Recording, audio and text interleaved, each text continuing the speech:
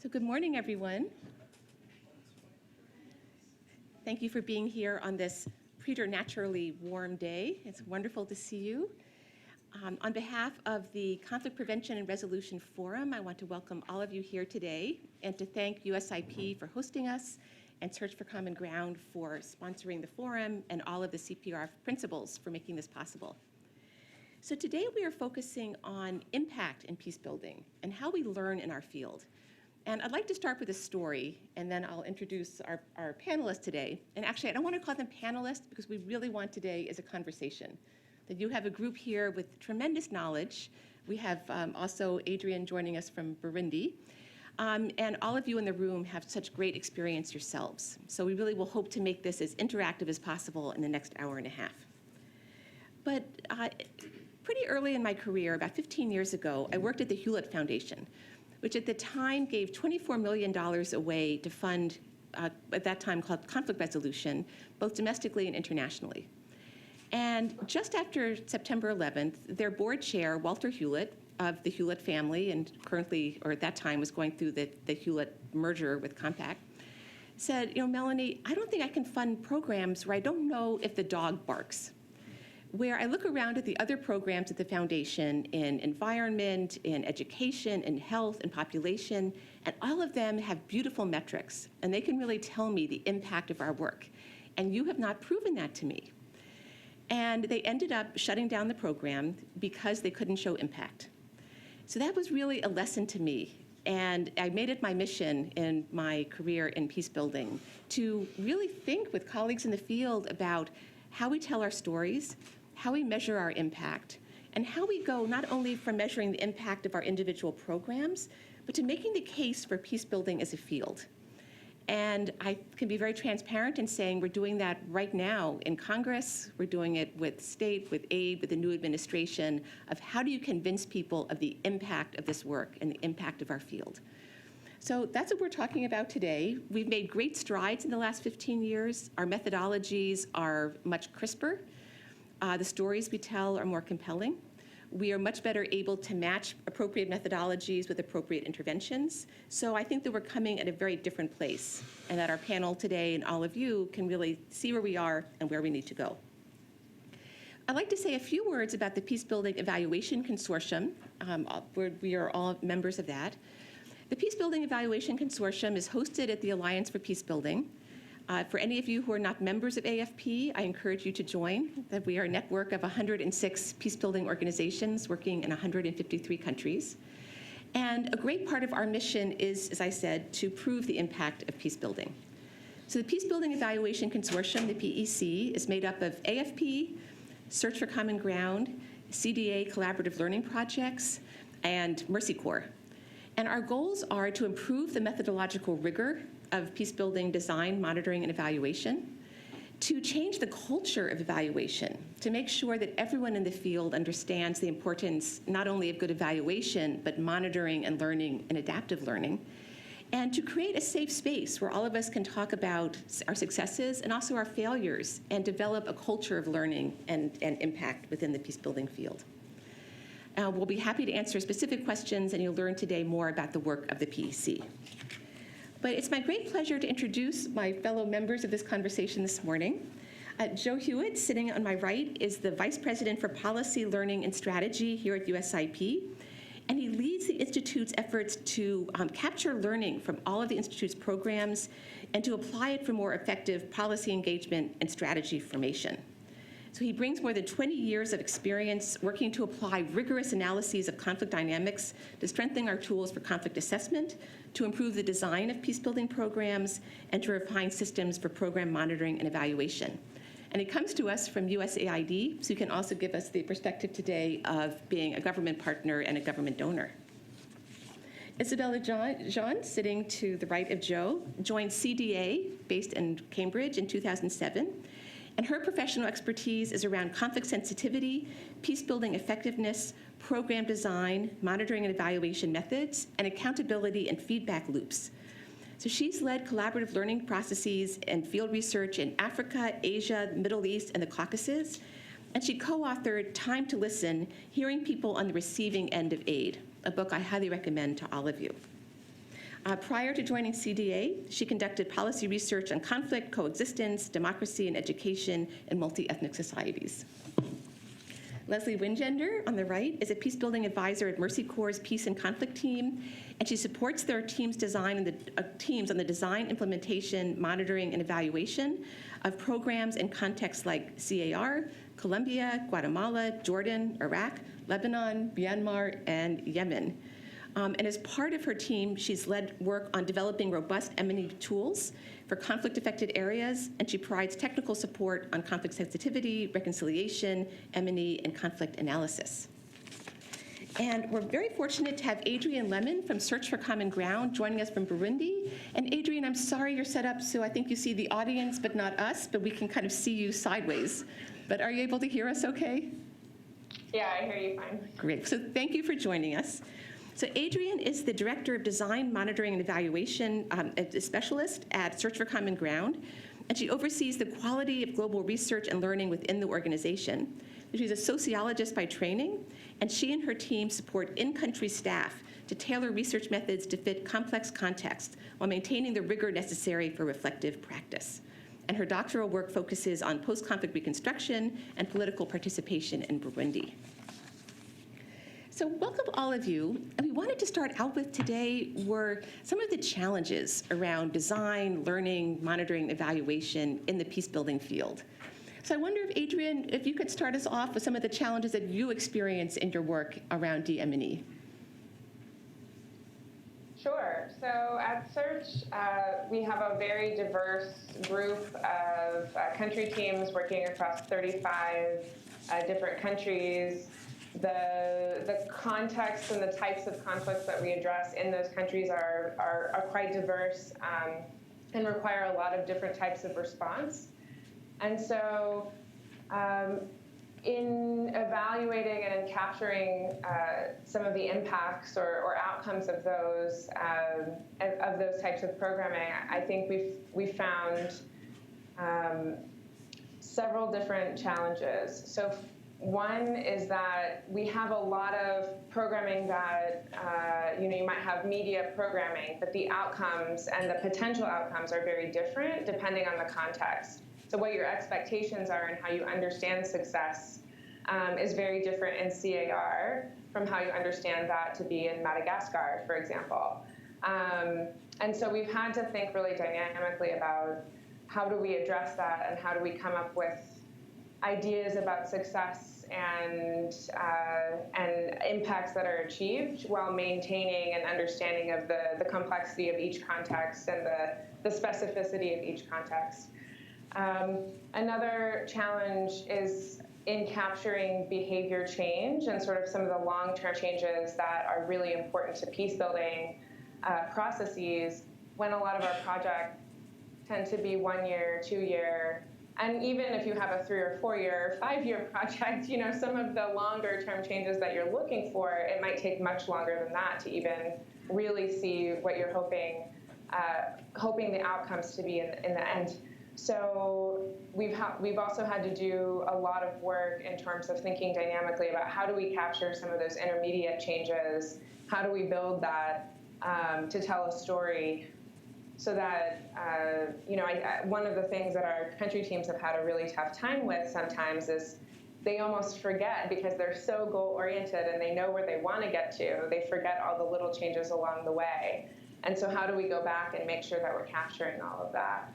And then there are logistical and kind of practical challenges of capturing some of the outcomes that we see and know are happening, but just logistically, it might be extremely expensive to compare areas where we're working to areas where we're not working, and they may be, in terms of isolating areas and the effects of programming. Some of those higher level ideas that you can sometimes do with a food distribution, you might not be able to do with a radio program. Because you don't control exactly where the messaging is getting to and all of those things. So we've had a lot of challenges around that as well that we've worked through, and we're making progress on continuously. So.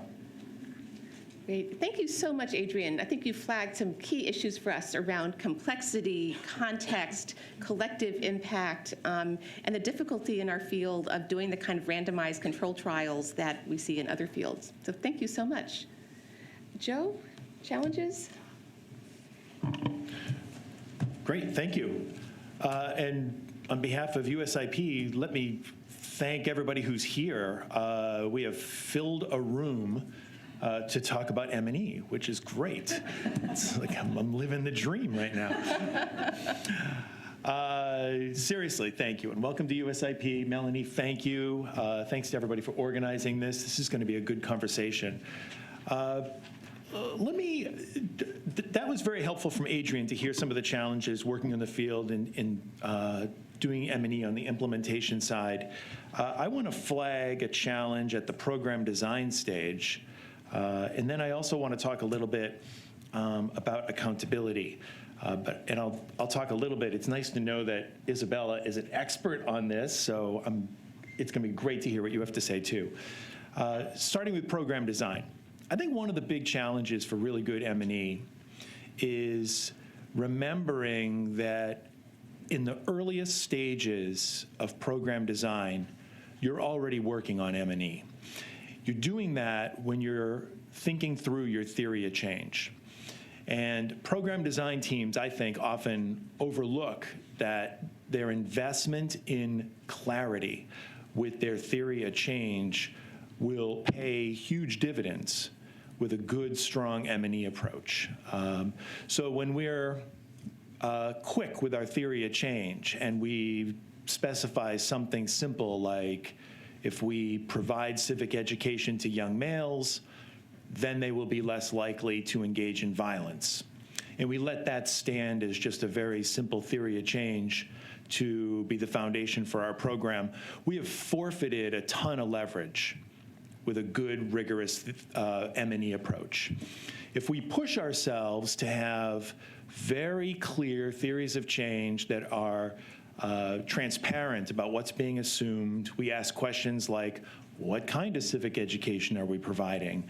Exactly why, or exactly what does it look like when young males have a stronger appreciation for dynamics related to how their particular communities work and how government relates to society? What does that look like? Why does the education change their attitudes towards that? And then what's the logic that connects that to some proclivity towards violence?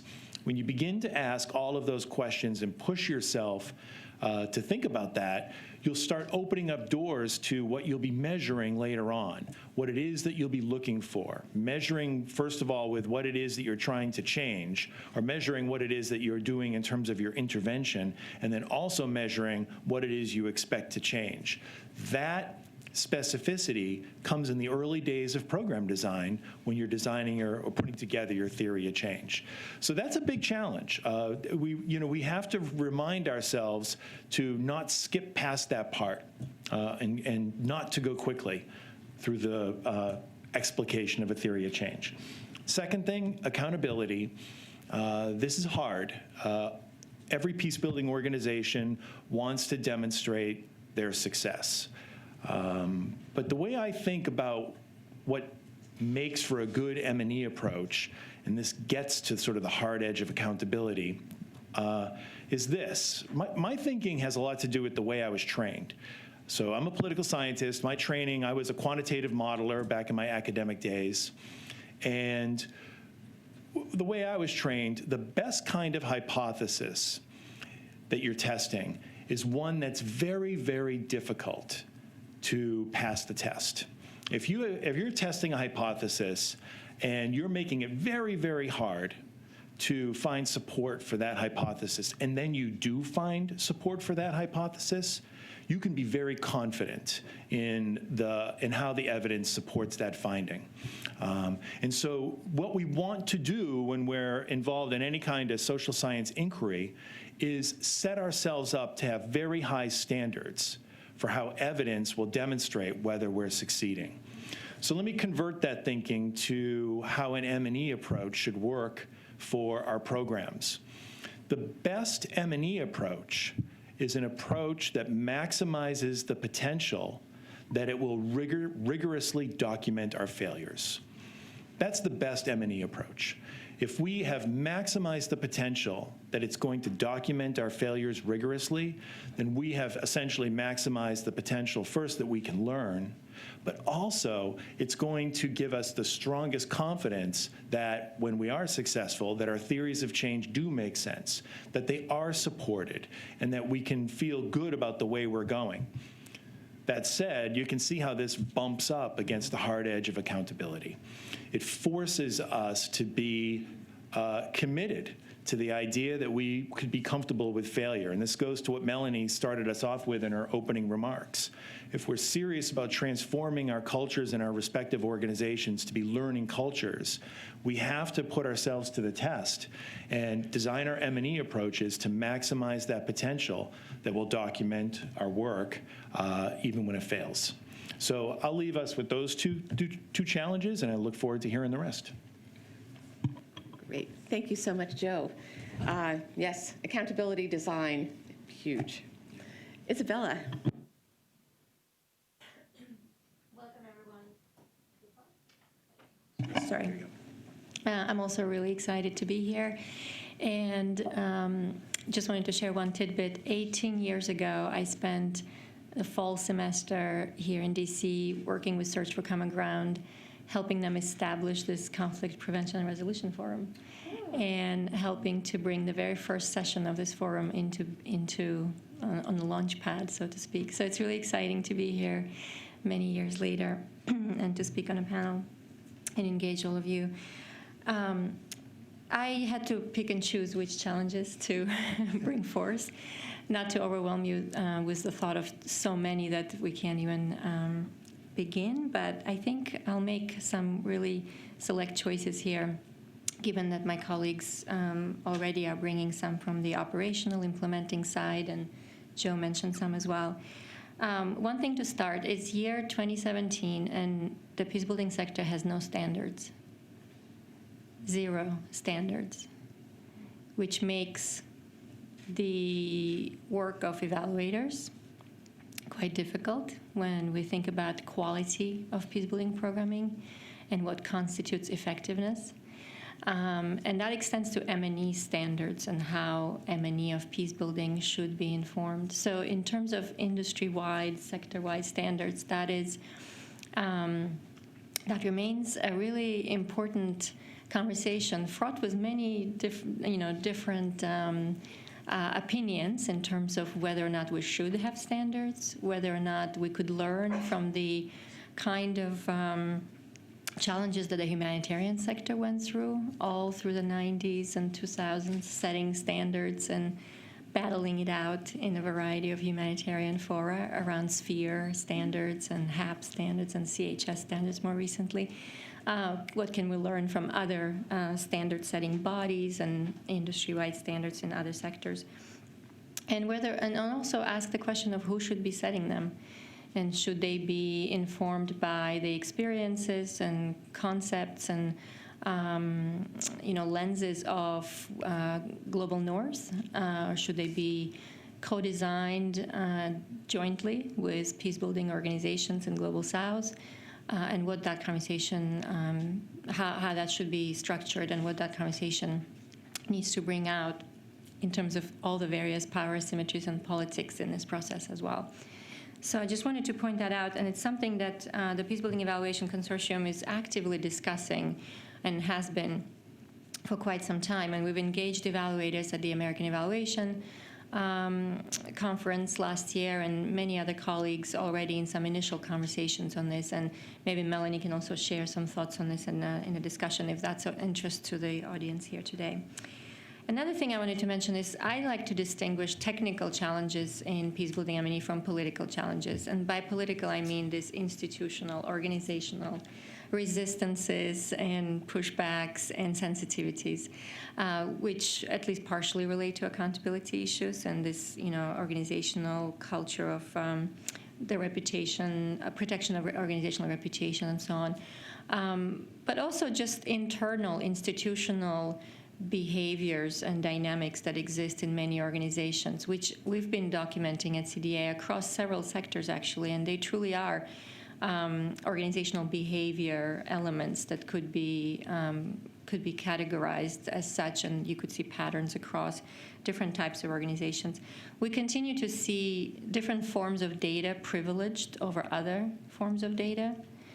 Expert opinion privileged, formal evaluation, data privileged over participant feedback, over other forms of information that may arrive at the doorstep of an organization, to be considered to be embedded in decision-making, to be at least informing some of the programming decisions and so on, and not just programming. And so for me, some of these challenges are not purely technical. They are about what do we value, and do we actually actively solicit different types of information? Or do we commission very particular types of extractive or information-seeking exercises? So the lack of gaps in evidence, let's put it this way, are not just related to the fact that better evaluations could be done. I think we can all agree on that. The quality of evaluations could improve, could continue to improve, and there's been a lot of progress on that. But it's also what happens to those evaluations when they cross the threshold of the organization and when they appear on important desks, decision-making desks, or processes that can be quite significant in reorienting the organization's strategies and programming options and decisions. So for me, having watched a lot of these debates in the humanitarian sector for quite some time as well, I know that even when evaluations exist and when there's plenty of them, there's a critical mass of them, and even in cases where they've been uploaded and shared, which is yet another challenge of transparency and sharing, even when evidence is there and it's been synthesized, the use of evidence remains an issue. And I think that's something that we need to already be looking for in our sector as well, in terms of what enables it, and how decision makers treat different forms of evaluative exercises and the kind of results that come out from them. And another issue around institutional setups, I'm always curious where M&E functions sit in the organization. Where in the organigram are they located? I've been tracking this question specifically on accountability and feedback as well, and it's really telling how far from decision-making and learning processes sometimes these functions are, or how close and deeply embedded they are. We've seen an entire range, and it'll be great to hear more from Search and Mercy Corps on some of the setups and the different ways that they have thought about it. Because as some of you who know CDA's work, we're not operational organization, so we are a learning partner. So in a way, we serve as a pollinating bee, visiting many, many different organizations and learning from their experiences, from their experimentations. But since we're not implementing our own programming, it's more of an observational comment here on the role of thinking through your organizational setup.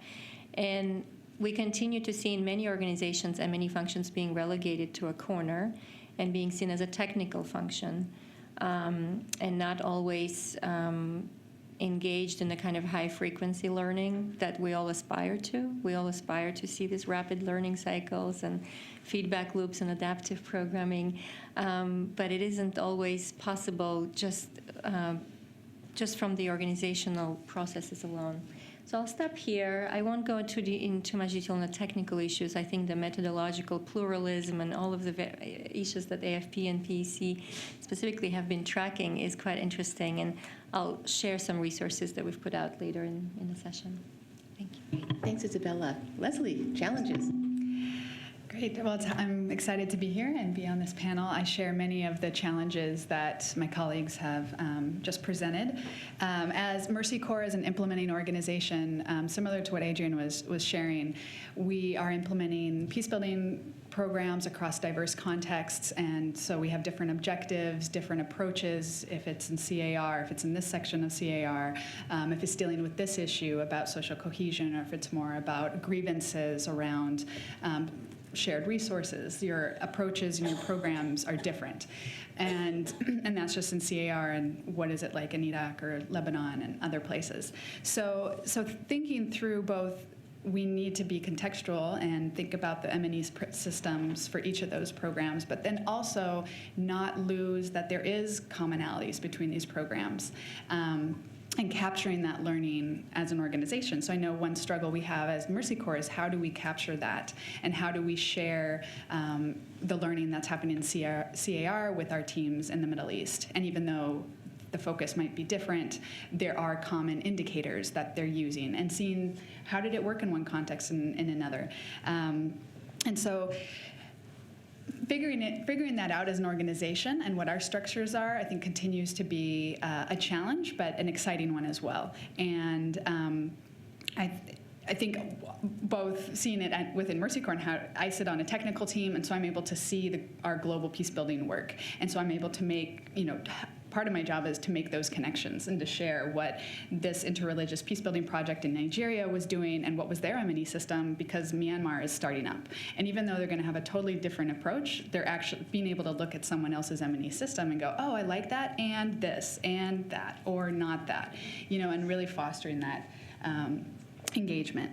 I also think, so on the one hand, when everything is, to the context that it seems like everything will be different, but challenge is also pulling out the key patterns that we're seeing. Are people responding to certain questions in a positive way that allows us to measure the impact we're making? Another challenge we have, I think, is the timelines of, just as Joe was saying, when you're designing a program and just the realities of what a proposal process is like. And that is the start of the M&E process. But that you write that and then you send it off, you see if you get it, and then startup is quick, and passing that over to the new program manager and the M&E staff that are on the program. How to make that a smoother process. How as an organization can we foster that sort of handover, or someone who's involved in the proposal team is involved in the kickoff of that program, so that at least the learning is there, or that it's documented in a really good way, so that if that person can't be there, they can actually have a document that says, this is why we thought this was a theory of change, and at this point in time, 7 months ago, this is what we thought, or a year ago, or whatever.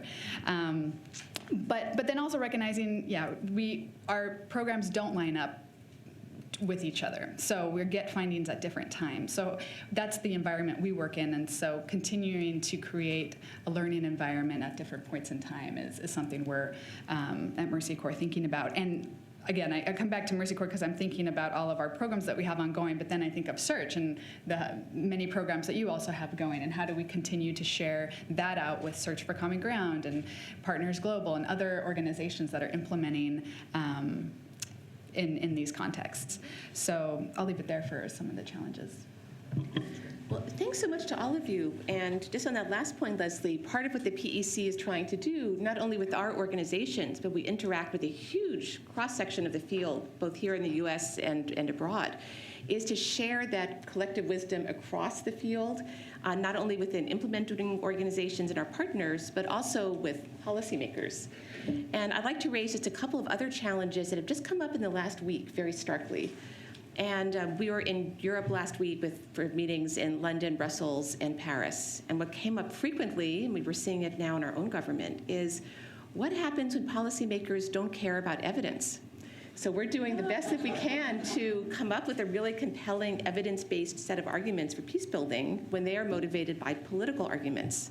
And so how do we start to connect the two in these really kind of challenging populist times? And one other point, and we talked about the difficulty of sharing even within a multi-mandate, multi-country organization like Mercy Corps Search, but how do we have that collective impact for the field? So to take all of the evaluations that are being done at such a good job at the program level and bring it up into peace writ large. So after naming these challenges, we also wanted to talk about bright spots and very particular tools that all of our agencies and organizations are working on to meet these challenges. So I wonder if maybe Adrian and then Leslie could talk, kind of operationally within your organizations, and Isabella and Joe to talk kind of more broadly about the work you're seeing in your reflective work and your policy work. So Leslie, maybe you could start us off with bright spots. Great. So with all the challenges I presented, I also can think about the many Skypes, conversations, trips, email exchanges with both program managers and M&E staff about, questions about indicators and learning and trying to connect our different teams. So I think that is ongoing in our organization. I have exchanged a lot with Search for Common Ground and know they also have a similar dynamic. And so that's exciting to know that we're thinking about our organization and how we learn and what are effective ways for facilitating that. So as our role in the Peacebuilding Evaluation Consortium, we developed a survey tool several years ago, and to really look at how do we measure the impact of an integrated conflict management economic development program. And so this was in Nigeria, where we first tested this tool, and as part of the PEC, we've been able to reflect on that survey tool and look at what information did we get back at the baseline, what were the response patterns to several of these questions for key indicators around trust, around conflict management, leaders resolving conflict, around economic activity, getting out of the house, being able to move because of security constraints, and looking at these different questions, and then revising them, changing them a little bit so that we can, in our follow-on program, to be able to get better response rates as based on that learning. We did have the end of that first program, it completed just recently, and we were able to use that tool to run an impact evaluation, because we had a comparison group in Nigeria, and so we were able to run the changes between inline, baseline, and then compared to the comparison sites, and found impact that the program had on perceptions of security in the area, in people's movements, that in where we were working, they were more able to move and access their resources than in the comparison sites. And so it was exciting to both see that tool used and help show us impact for one of our particular programs. We're also able, continue to see that we weren't able to get at some of the economic well-being measures, that we continue to look at what is the impact of conflict management on economic well-being and on income, on investment in assets. And so as part of this one study that we did under PEC, we've made sure that in another program, we've included those measures both at baseline and inline. So again, it gets back to that timeline issue where you learn something and they're like, okay, now let's make sure we put it into this next survey tool that we have, but at the same time, we don't have findings necessarily about it yet. I think another piece that we've been looking at is also across our governance and conflict management programs, where we have governance outcomes and engagement with local municipal government. And we've articulated our theories of change. Many of our programs have had a theory or change, or some of them didn't. So we took a step back to think through why are we doing the objectives? Why do we have these 3 objectives? What are our theories of change? Articulating those and then laying out what are the indicators that we had measured that with. And then we took our baseline studies and the data that we had in 3 cases in Lebanon, CAR, and Iraq, and looked across that data to see if there were relationships between people who were more satisfied with government services were more likely to trust the opposite group, and really testing some of these pieces that were quite interesting. I think one of the really interesting findings there was that in all 3 of our studies, there was a strong relationship between successful conflict management and conflict resolution by leaders and the perception of their communities were safer, like the relation. So, and this was just a baseline study, and this was set up to look at a cross-sectional analysis. So what people said on 2 questions or something. And then, so there was a strong, that they were more likely to see perceive peace in their areas. But those who also said there was more better conflict resolution in their areas we didn't find a relationship with their support towards violence. The question we had around, like, would you support violence for a just cause? And so that really reflects back on conflict management programs when they're in isolation and not addressing grievances that might not get at that aspect of why people might support an armed group. And so that's giving us some inkling of how do we, better analyze our contexts and think through the pieces of our program or, various programs in the area for the goal of what we would like to see changed in those areas. So I bring up those two cases, what we've been working on. And in terms of tools and what we've set out is really a reflection on how did those questions work in these three areas. Here's the indicator that we have. So we have a tool that has, here's the indicator, here are the three questions we used, here's something to note about each of the case, in each of these areas, and we recommend this question versus that question. Or this is how we contextualized it in CAR because of X. And so as a tool so that someone, an M&E or a program manager or other organizations can take that and reflect on that and say, well, actually this question did work well. Let's continue to use it so we can have not a standard indicator, but still try to use common questions so that we can eventually look across programs and across agencies. So those have been some bright spots for us, and excited to see down to the very details of a question, because for me it does come down to reviewing a baseline at 10 o'clock at night for it to be piloted the next day. It's like, what question is good? And it's like, oh, this worked in CAR, Lebanon, and Iraq. Like, let's put this one in, because if it comes down to that. Maybe no one else in this room ever has had that experience, but. But and also to engage with our field teams and our M&E staff and push back or have their reflections and capture that. So that's some products that we'll be putting out for the on the peace building, on the DM&E for Peace, which Adrian will talk a little bit more about. But having those tools as an example and a tool for you to take and go yes and no, or yes, this works and let's try it. Let's follow up with a quick question, Leslie. When we talked about this earlier, you talked about the trust levels, and you mentioned CAR, in response to your survey, there were trust levels of like 95%, which, if you know CAR, might be a surprising finding. So how do you explain that when you get something which seems maybe like an outlier? Yeah, so this was a survey question on trust and how much do you trust the other group. And it was an interesting, it was a question we had also in Lebanon, and that had more of like a 40% response rate. So we didn't think the question was altogether bad. It's just in CAR, I think the context was there was a bias towards responding really positively. And it was also, it caused our team to reflect on was there a bias? Yeah, bias one, to respond very positively. And so how might we change that in the next time? Actually, is the trust between those groups really, are we just talking to, when we say the other group, is that even understood? Are they just thinking within either their Christian community or their Muslim community? It's not thinking cross, because that was the goal of the program, is really to reach in these areas in Boar, like the two conflicting communities that ran along, even though it ran along religious lines.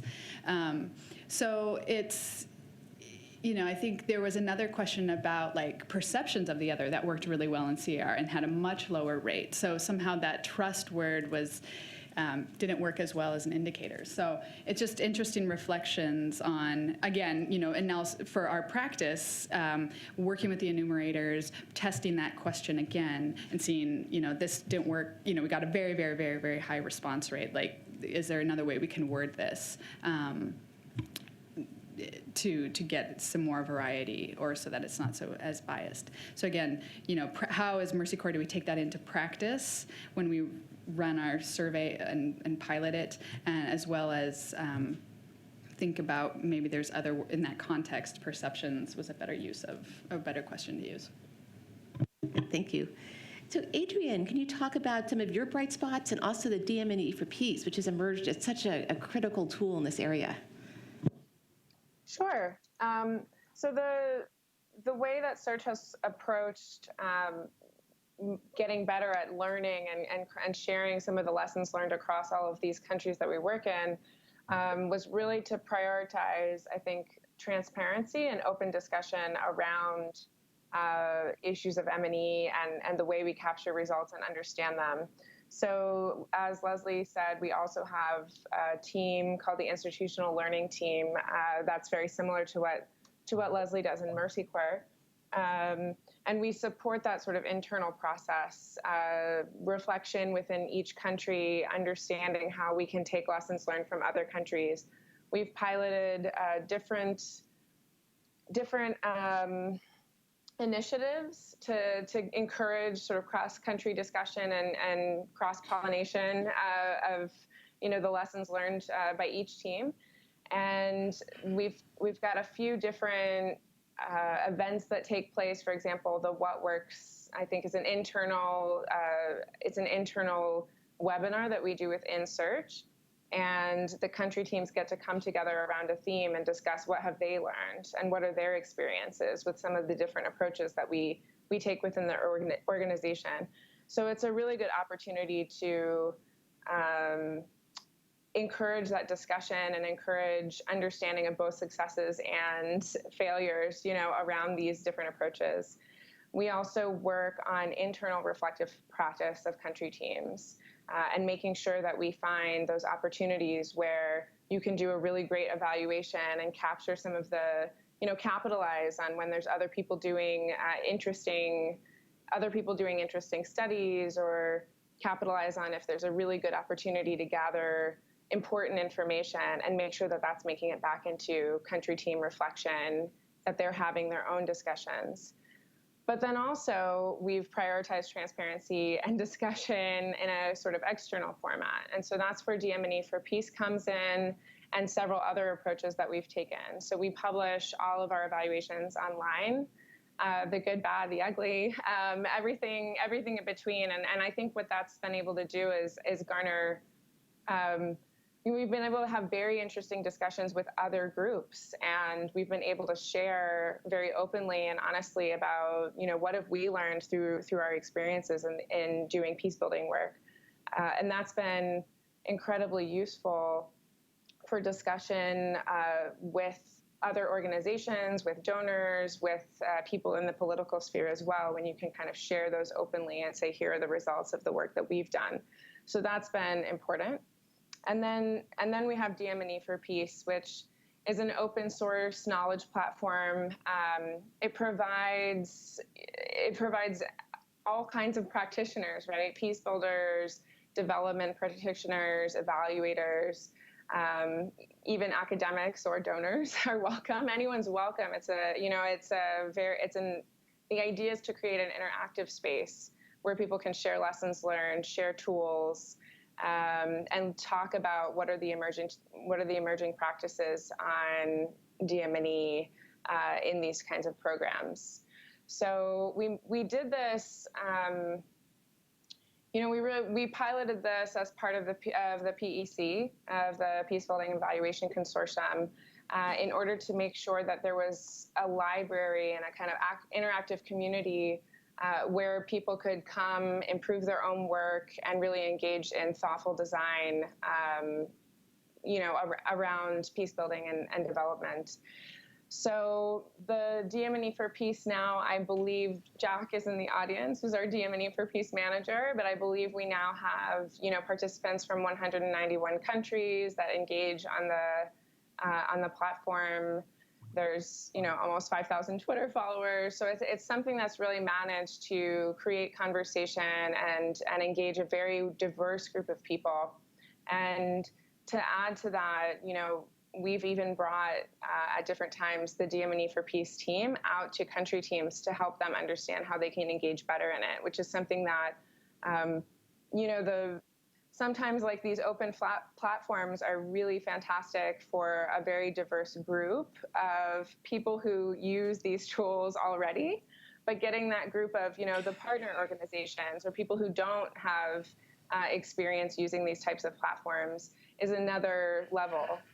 It's another challenge, right? And so we've managed to kind of bring staff out to help teach people about how can they also use these. And they see that, the tools are available in English, French, some in Arabic, right? And so there's a very, very diverse opportunity for diverse engagement.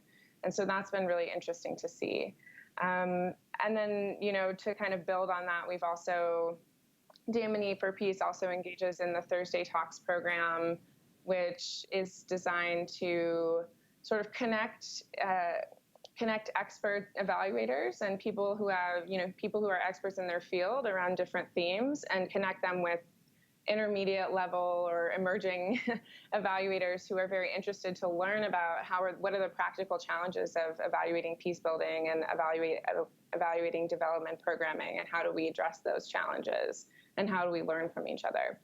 So so I think we've now done about 62 of those Thursday talks, and on average they're attended by 45 people. So to give you an idea of the reach of that, of those types of platforms, I think they've been very successful in bringing people together around the practical issues, and they give a forum for people to discuss both the lessons learned and the tools that they're developing, but also sort of the practical challenges and how they can be addressed, and ask all of the very detailed questions about, all right, I hear the theory, but I'm doing this in my country and in this program, and how does that relate? Or I hear that this is a very interesting approach. How is it different from this other approach that I've heard about? To get into some of the more detailed differences and lessons learned around different approaches to evaluation and peace building. So that's DM&E for Peace and the Thursday Talks. And then I hope you can kind of see how that's also translating into the culture at Search, that our team has been able to also make use of these external platforms, and also kind of mirror that and evolve internally to make sure we're also sharing lessons learned internally and across countries, and taking advantage of opportunities where we can innovate and do something really, really interesting, and then share with other teams and say, this is how it worked for us. How do you think that will work for you? So that's really been the main approaches. The only one thing I would add to that is that our DM&E for Peace team also was able to host the Breaking Barriers Conference, co-host the Breaking Barriers Conference in Cape Town, South Africa last year, which to Isabella's point about inclusion and really getting everyone involved, the Breaking Barriers Conference was a workshop that was based around the process of co-design, and it had a variety of different actors come together to talk about inclusion and peace building and the challenges of making sure that when we're understanding success in programs or impacts of programs, that we're actually looking dynamically at everyone that's involved in that system and that ecosystem, and not just looking at our own, sort of idea of who was supposed to be affected and what was supposed to be affected. And so in the process of co-design, we managed to, engage practitioners, evaluators, academics, again, a wide variety of people to get into one room together and discuss what are some of the concrete ways that we can keep moving forward and keep innovating on these issues. So those have been some of the bright spots and the successes, I think, in terms of, being able to meet these challenges and talk dynamically and openly about the fact that, yes, we don't all have the exact same experience. All the contexts are complex, but also we have, shared lessons learned, and we can learn from each other and learn from new approaches that others are trying. And so that's, both an internal and an external process at Search. Great. Thank you so much, Adrienne. And I invite all of you to join the Thursday Talks. We would go from 45 to 145 if all of you did that. There's also a mentoring program through DM&E for Peace. So if you know young people or people earlier in their profession who need guidance, it's there. So Isabella, this is a good segue to talk about the online field guide and other bright spots and tools that CDA is working on. Great, thank you. And just to respond to some of the challenges I raised earlier, on the institutional issues that I noted, my bright spots are actually Search for Common Ground and Mercy Corps. And I think they've really invested. I won't repeat everything that has already been mentioned. But when you see an organization invest significant resources and human resources and really support some of these learning processes and think intentionally about placing these processes in a particular way and connecting them to program quality reviews and internal reflection and evaluative processes, it is a really important step that I think distinguishes this organization and a few others that we work with, like Safer World in the UK and a couple of others that are using very innovative methods like outcome harvesting and systems thinking, informed evaluation to inform both their program design, but also their policy work on Goal 16, on the SDGs and so on. So definitely bright spots for me. On the actual resources and linking this to my comment on zero standards, in the absence of standards, CDA for many years has been working as part of our Reflecting on Peace practice program on using criteria for effectiveness, as we used to refer to them, something that came out of CDA's initial set of 20-plus case studies and the work that maybe some of you have seen called Confronting War. So they're not exactly standards. We've never referred to them as such. We were pleasantly surprised and a little bit alarmed when we heard that a lot of people use them in lieu of standards. So what we decided to do a couple of years ago in 2013, we took existing methods for program quality assessments and evaluability assessments, something that is not unique to peacebuilding sector. In fact, is more known and applied in other sectors like education and other disciplines as well. And we embedded some of the RPP-infused, the Reflecting on Peace practice elements, like the quality of conflict analysis and the frequency with which you updated, the theories of change and how well articulated they are and how frequently they're tested, program logic, really testing that logic of how you intend to reach your desired outcomes and desired changes, and also distinguishing changes at the Peace Read Little level, where it's very localized, to a larger societal level changes, which we often refer to as Peace Read Large. So a lot of this and other elements, drawing them together with program quality assessment wisdom that's already been accumulated by evaluators and program designers elsewhere, and testing it in the field. So we went out to Afghanistan and tested it there with Norwegian Church Aid. We went to the Caucasus and tested it with International Alert in a long-standing program that they've had in the region, in Sri Lanka, as well as in Mali with Interpeace. And the findings from that was recently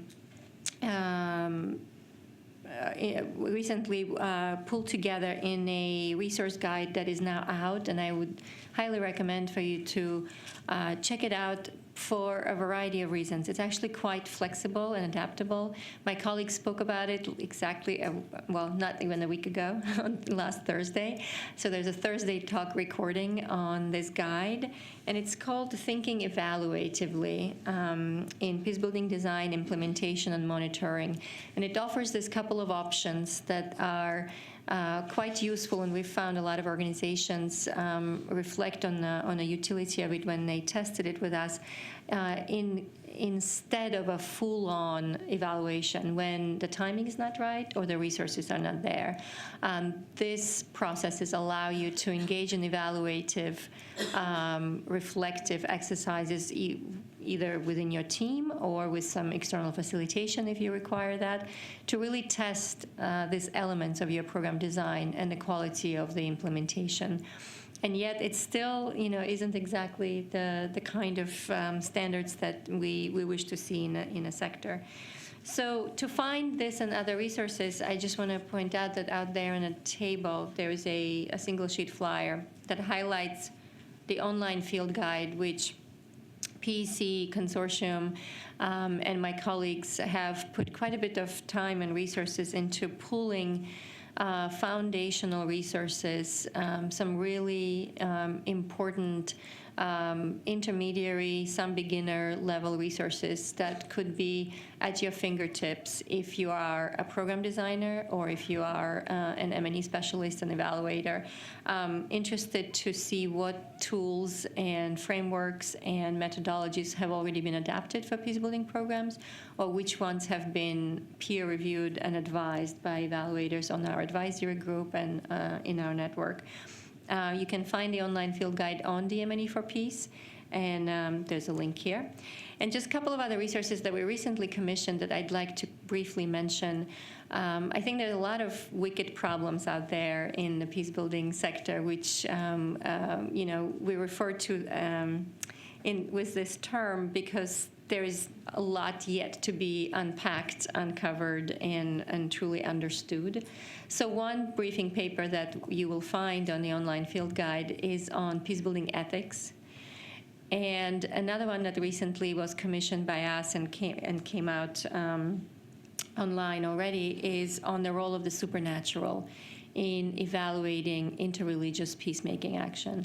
And the reason why we commissioned it is increasingly in a lot of the interfaith work and interreligious peacemaking work, evaluators found themselves facing situations where they were asked to evaluate and pass a judgment, because essentially evaluation is judgmental, pass a judgment on whether or not a program achieved its its intended results and has been effective, and many other, obviously, questions embedded in the evaluation framework. And they were working with deeply religious people for whom the role of the divine is part of how they explain the causality of how you reach certain outcomes or why you haven't reached them, or the time scales of reaching certain outcomes, or the reason why we stay the course even when we don't see effectiveness. Effectiveness defined as in reaching your results in a particular, efficient and effective way. So it was an interesting collaboration by a colleague of ours who is a pastor, and by our seasoned veteran evaluator, many of you know, who is an atheist. And them working together to bring out some of this initial thinking on this. So I highly recommend you to check that out. And another paper that's coming out soon is on monitoring and evaluation of preventing violent extremism, another wicked problem. I'll stop there.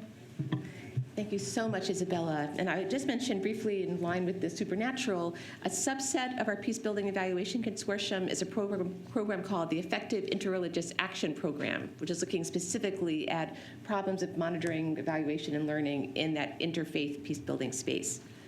So Joe, USIP is one of our founding partners. You are just galvanizing the world of monitoring, evaluation, learning, design. So what are your bright spots? Let me get at that question, starting by going a little bit big. So I am going to, my remarks will be a bit different than what you just heard about tools for good field programming and tools that help program implementers, and I'm going to talk instead about the bigger policy picture. I'm going to take your challenge about thinking about how evidence has influenced policymakers, and then I'll bring it down to USIP.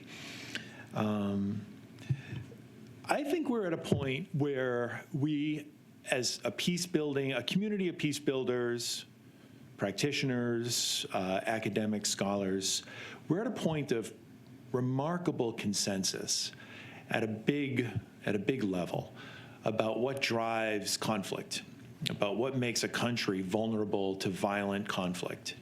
We're at a point where I think there really aren't any more surprises when conflict breaks out in a particular country. We're at a point where most people agree that that was a country that was conflict vulnerable.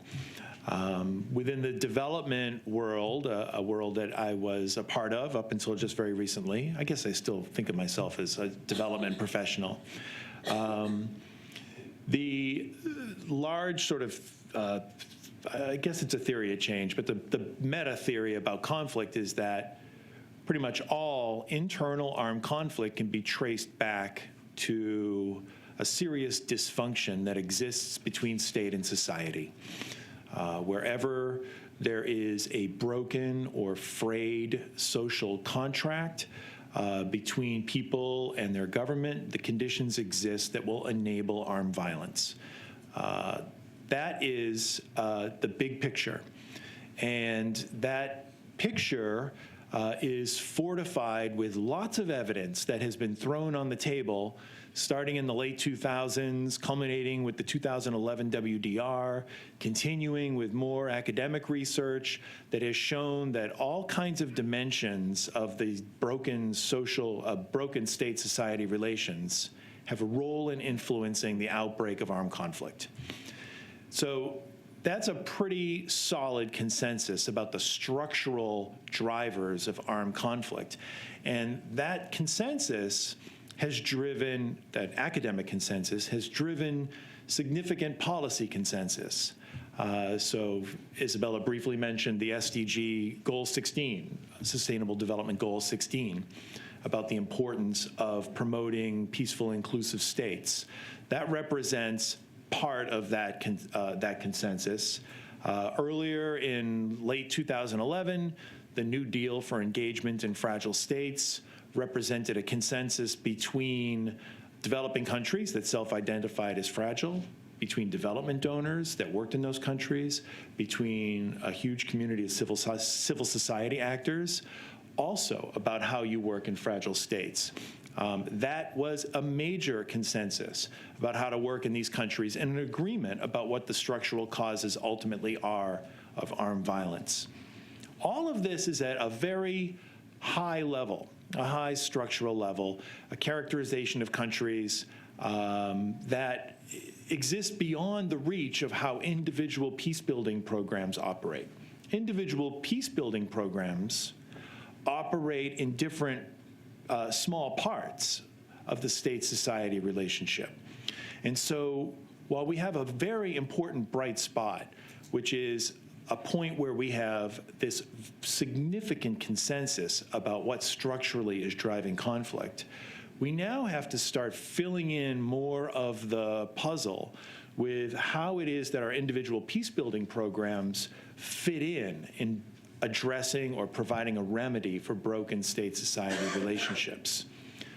And we do that, we're getting there. And this is where I'll tell you a little bit about how USIP is trying to do this.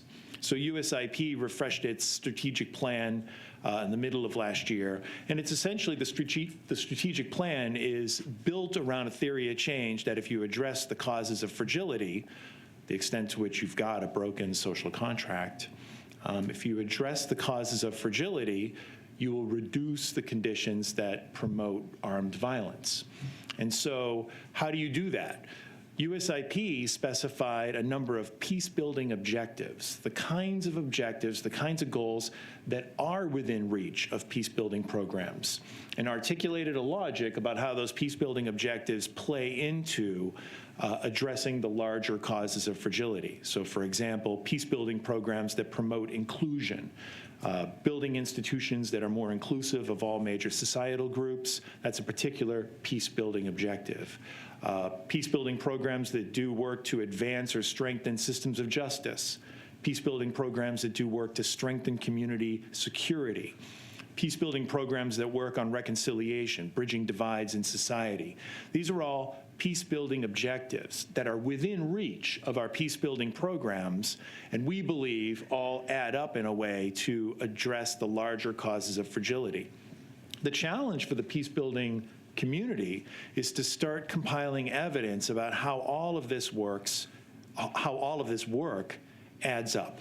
And it's something I've heard from all of my colleagues this morning about how we've got to get ourselves to a point where the evidence from our particular programs can be aggregated so that we can learn how it all adds up. And I think what it should add up to is an understanding of how these programs are addressing the broader structural conditions that are contributing to fragility. So I'll end this. I know we're going to get to a Q&A from the audience soon, which I can't wait for. there is a bright spot that we should not lose sight of. We're sitting at a remarkable time with some very important consensus. It's up to the peacebuilding community now to continue working to align our programs to figure out what we're learning from all of them to help us better understand how we're addressing fragility. Thanks. Thank you, Joe. That was really powerful. And I might add to that another consensus that's forming that's perhaps a little bit broader. In the past year, we saw around the World Humanitarian Summit, the World Bank Fragility, Conflict, and Violence Forum, a real consensus among top policymakers and institutional leaders that conflict prevention lies at the heart of resolving huge issues of humanitarian disaster, refugee flows, pandemics. And so I think there's even more focus on us now as a field as being a driver of change in those areas. So then, again, garnering their evidence, how do we fit into that is a huge piece. So I'd like to say just one word about the next steps of the PEC. Oh, we're getting Adrian back? Good. Okay, yeah. So all of the challenges we've talked today about collective action, how we actually move from better peacebuilding, monitoring, and evaluation to better peacebuilding itself, will be the next phase of the PEC. So we've applied for another grant from the Carnegie Corporation, which has very generously funded this work. We have funding from the GHR Foundation, which funds the smaller interreligious action program. But we really look to all of you to give us questions, engage with us, go on to DM&E for Peace as we move to this, this new phase where, as Joe put it very well, we're all figuring out where our pieces of the puzzle fit into what I think we are starting to accept as a more universal theory of the effectiveness of peacebuilding. So we have about 20 minutes, and I would love to hear from all of you. So why don't we cluster our questions and then take it from the panel?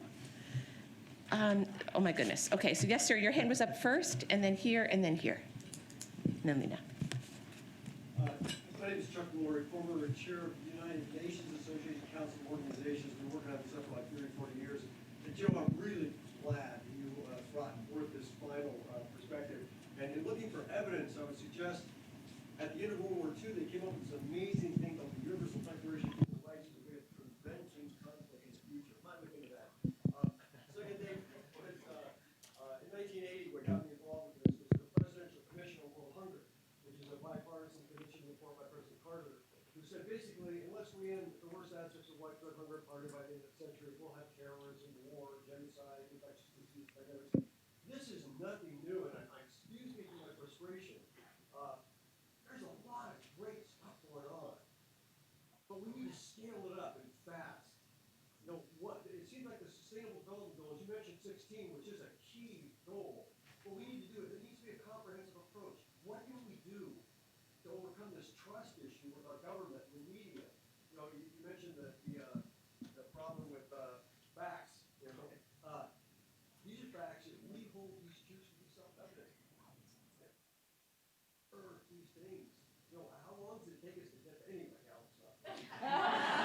Thank you so much. And we have the mic. We need a mic in here. Yes, we do, for it to be recorded, so. Okay. Thank you. Hi, I'm Sharon Kodak, and I have a question regarding the programs. Have you found that conflict resolution and peacebuilding programs are more successful if they bring together people from warring parties? For instance, programs that involve both like Palestinian and Israeli youth, or programs that involve, both sides of the CAR conflict. Are those more successful than trying to train people separately? Thank you. Good question, thank you. So we were here in the back. Who had a question up here before? Okay, Lena. Mm-hmm. Hi, Lena from Search for Common Ground. Thanks to all the panelists. I just want to dovetail on what you said, Joe, as well, in the sense that I think that the opportunity is to make the monitoring and evaluation serve the peace-building goals in terms of quality, but also be able to speak to policymakers, and that we are really on the edge of being able to do that if we're understanding that those policymakers also want to make a good investment that will lead them to being proud of supporting stable and healthy societies. And just a couple comments. Search for Common Ground also recently completed a strategic planning process for the next 10 years. And we looked at effectively, in a similar way to what you were saying, Joe, what enables conflict to become violent. And that state-society relationship, which is vertical cohesion, and also that horizontal cohesion. And fragile and conflict-affected states being a big part of the picture, but also other states that may not be in that state of fragility, but also are ripe for conflict. And I think that as we go forward, we should be able to orient the distinct tools in our monitoring and evaluation to be speaking to how is it that we're strengthening vertical and horizontal cohesion. And from a Search for Common Ground perspective, we've found that we do that better when we're able to make collaboration an accepted and expected social norm, and have institutions reflect that culture of collaboration, or what we call the common ground approach. And so now going forward, really the challenge is to be able to do that in a way that can speak to the prevention of violent conflict in a way that will make sense to policymakers, which they will see in their interest, and which will strengthen our peace-building tools so that we're not working at cross purposes. Okay. Thank you. Why don't we take one more? Yes, sir. Hi, my name is Ashok Panikar and I'm from Metaculture. I'm a practitioner and I've been a practitioner for 3 decades now. And yes, everything that's happening in the world of M&E is fascinating and very necessary. I just have a minor word of caution. And this is coming from the technocratic approach that very often conflict resolution professionals and agencies are sometimes forced to take, because that's what the funders want. And I think we should be very clear about why we emphasize M&E at this level. Is it because we want to see better results? Or is it because funders want a certain kind of yardstick by which they can determine how much funds to give? Or is it because that's the only language that funders can actually understand? The reason why I say this is, as a practitioner, I am conscious of the kind of skills and values that are not amenable to quantification, leave alone measurement. So for instance, there is a tendency in the last 10 years or so to make conflict resolution a science. I think we must recognize that very often it is an art. And I had an earlier career as an artist, and I have to say, the ways in which artists take risks, the creativity that is required to do this work, when measured, crumbles.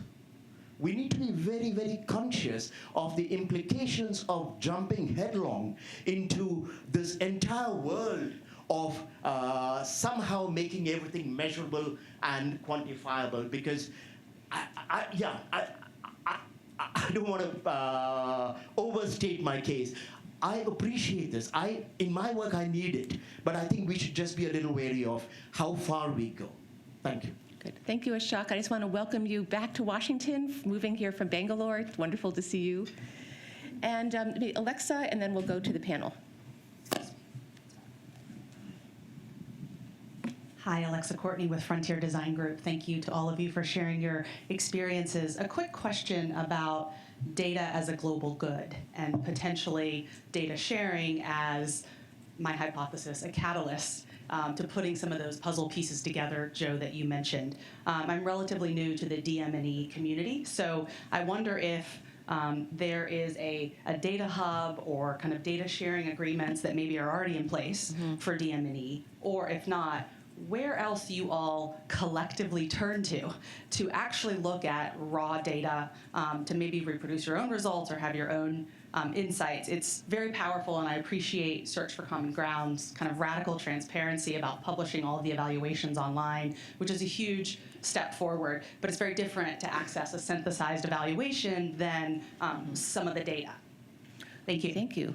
So we have some really interesting questions around that these questions have been around for a long time. You can even start with the hunger approach has been done and then move out to conflict. So kind of what's new here. The issue about whether it's better to bring peace builders together kind of separately by community or across lines. Talking about the collaboration issues further. Let's see, is this an art? Is it a science? How do we measure the unmeasurable? And then open data and data hubs. So Joe, do you want to start and we'll move down? Okay. It's tempting to try to weigh in on all of these, so I'm not going. Yes. I'll pick a few. Okay. All right, Sharon, I'll start with your question. I thought I saw Caroline Brearley come in here. Oh, there she is. So my former wonderful colleague at USAID's Office of Conflict Management and Mitigation did a lot of work funding people-to-people programming based on the theory that it's much better to bring people together who historically have been in conflict and work with them together to transform their attitudes and behaviors towards each other. And there is a lot of rich evidence to suggest that that works. How you do it depends on lots of things. These programs take all kinds of different shapes and sizes. So, one very successful program you mentioned, Israelis and Palestinians. CMM for many years has been funding a program called Peace Players, bring kids together to play sports together, and then surround that with a lot of other programming. And there's a lot of rich evidence to suggest that, in fact, their attitudes do change. An impact evaluation was done of that work. Part of that evaluation was funded by USIP. Part of it was funded by USAID. And the evidence was pretty substantial that it worked. There were other projects where you brought people together to do natural resource management efforts, people who had historically been working, and the theory was that if you bring them together for a cooperative endeavor, that doing that will transform their attitudes. So there's a lot of rich evidence to suggest that what works is to bring the people together rather than to work with them separately. Vina, I'll pick out your question. I think you're exactly right. We have to be worried about both vertical cohesion and horizontal cohesion. The only thing I think I would add to what you said, because I agree with what you said, is that horizontal cohesion, the extent to which groups in society are getting along with each other, processes for reconciliation are moving forward and so forth, that doesn't happen independent of the quality of state institutions. Governing institutions have a role to play, I think, in promoting horizontal cohesion. It's very hard to imagine horizontal cohesion existing in an environment where governing institutions are not responsive to all major identity groups, where governing institutions are not inclusive of their needs.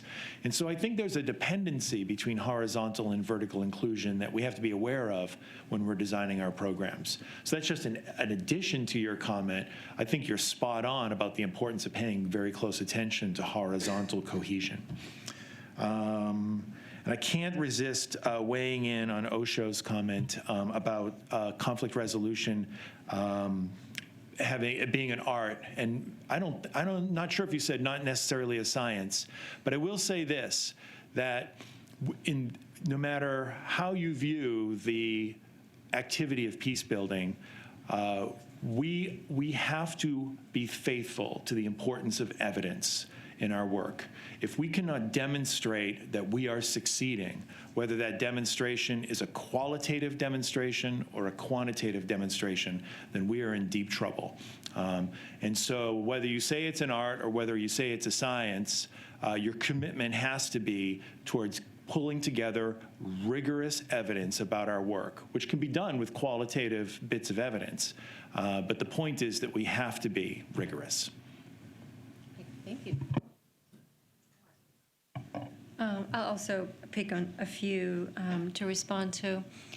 In relation to the first comment, I'm sorry, I forget your name, but on this nothing is new, it is a pattern in a lot of our case study work that my colleagues and I do at CDA to engage in conversations around participatory development, for example. What's new in that? And yet it is still a very active conversation and much needed one. And it is a surprising thing indeed, just an equivalent I'm giving here, where Robert Chambers seems to have already said what all the really important things that needed to be said back in the 70s.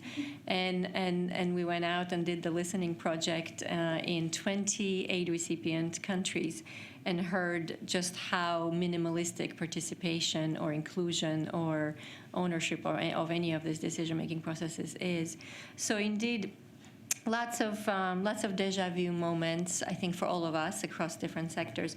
And what I think is really important for us in our work with donor government agencies and at the policy level is to infuse some of that thinking also with systems thinking, with the complexity-aware approaches that allow you to also retrace some of the, I guess, retrospectively, some of the barriers and places where efforts have failed, collective efforts as well as individual agency efforts, but also plan ahead.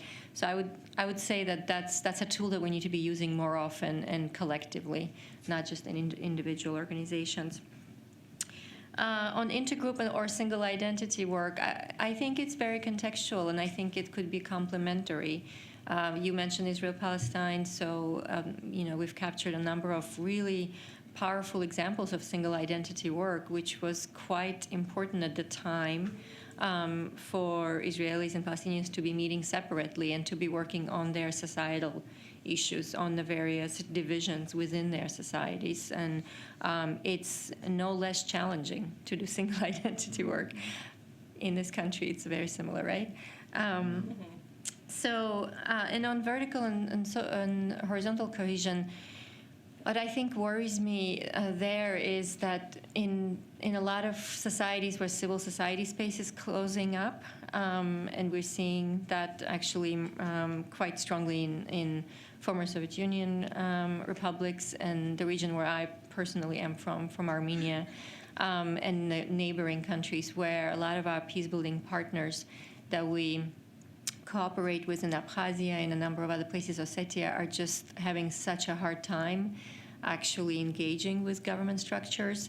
And in Ukraine, in many places where as the state structures are extremely restrictive and are actually placing such serious barriers and threats on the kind of vertical state-society relationship work. For external people to be engaged in those contexts becomes a highly political exercise as well, almost toxic sometimes, depending on who you are as an outsider intervening in this. So, in essence, in places, I'm just taking it away from Eastern Europe, even in Ethiopia, where if you are wanting to tackle the citizen-state relationship, you are instantly restricted by the regulations put in by the government currently on how much of the democratization and human rights-related work can you do as an outside actor or an inside actor. So thinking of M&E in those contexts that are so restricted is quite an interesting area for us to consider, and to consider what we as outsiders offer to insiders working on these issues in their own societies in highly contested and constricted spaces.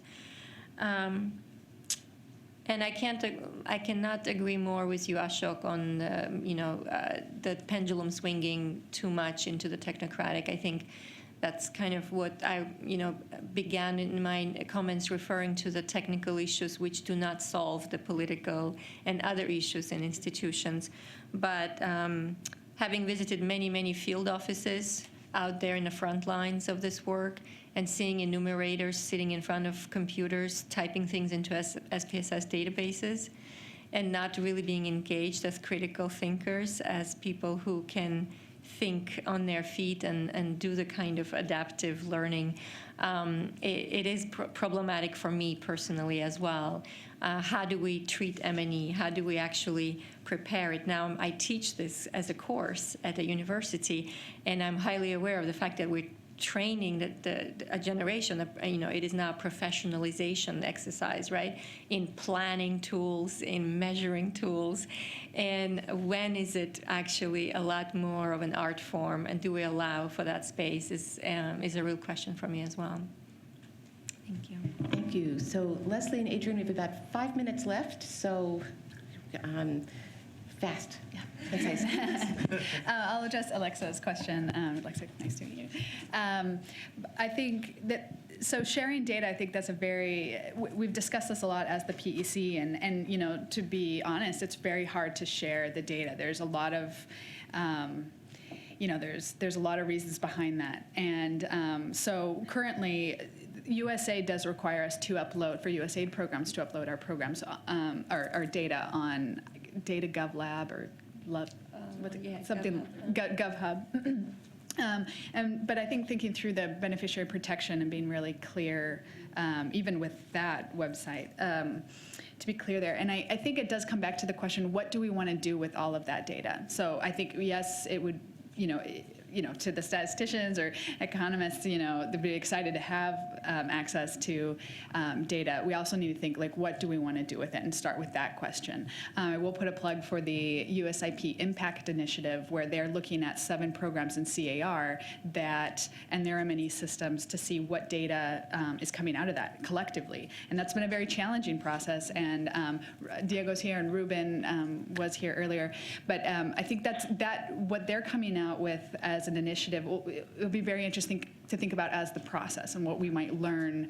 There it was for USAID programming on specific governance and conflict management, and what would be really interesting from that. And so I think that question about collectively as a peace-building field, there's still that area to explore. If we wanted to take one region and one area, all the programs ongoing there, how might we deal with the different data? The fact that the data is, a small sample size. You have all these differences. So I think there's a lot of thinking through there. That's still an opportunity at some point, but to be clear, and also it's a very tenuous, to get people on board for that. Not because it's, people don't want it, but we need beneficiary protection, organizational reputation, so.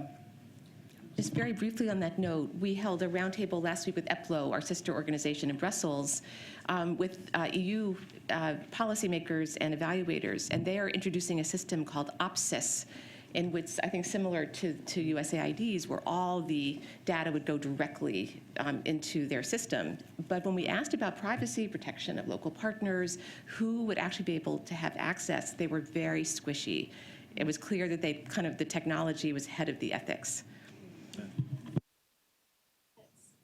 Adrian.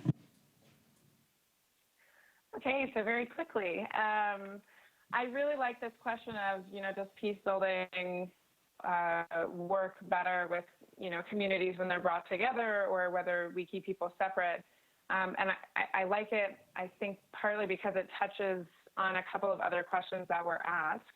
And yes, there's a lot of data that shows that bringing people together is what's most effective, and I do think that that's the goal. But what we've also seen is that in our programming, doing that too early on is not necessarily the most effective moment. And so you really have to, this goes to, peace building being a science or an art, and how do we collect that data and understand the lessons learned? What does that mean to bring people together? Well, in CAR for us, it's meant bringing a couple of key people together and showing that it can be done to the rest of the community before just pushing everyone together.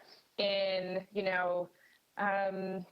DRC, it's meant, bringing communities together on common issues that they can deal with, to the point where they get to sign a peace agreement between 2 communities that haven't been able to talk for a long time. But so what does that actually look like, and what does it mean?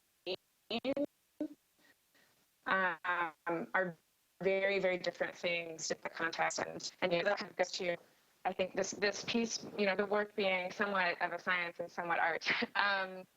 And then in terms of data sharing, I did want to touch on that very quickly, because for search, what Leslie said is right, that we also upload to USAID.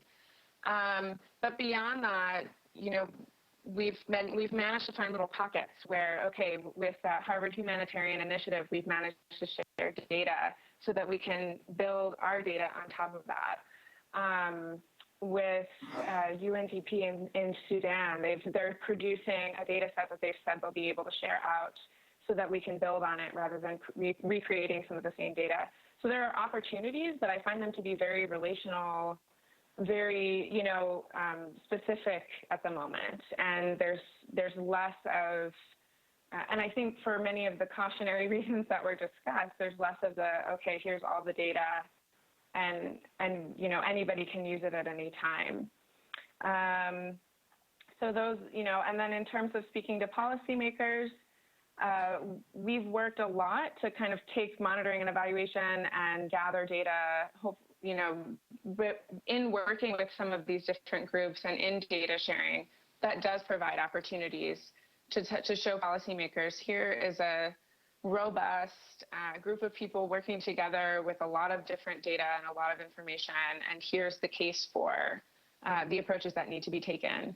And it's been effective, I think, in the pieces of that I've been involved in, and I've seen where also policymakers are starting to rethink.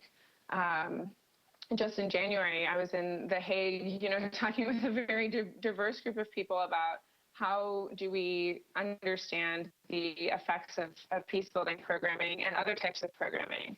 And they're really open to, okay, what do we need to do as policymakers to set different standards so that we can better understand these issues and encourage learning rather than discourage it. And so I found that to be an interesting shift from maybe past conversations. Great. So thank you, Adrian, for joining us from Burundi. Thank you to the panel. Before we leave, I'd just like Carolyn, if you could raise your hand. Carolyn. Carolyn runs our learning and evaluation work at AFP. If you have questions about the PEC, talk with her, talk with any of us. Look out on the table in the hall for a list of all the resources we discussed today. And thank you all again on the panel and to you for being here today. Thank you.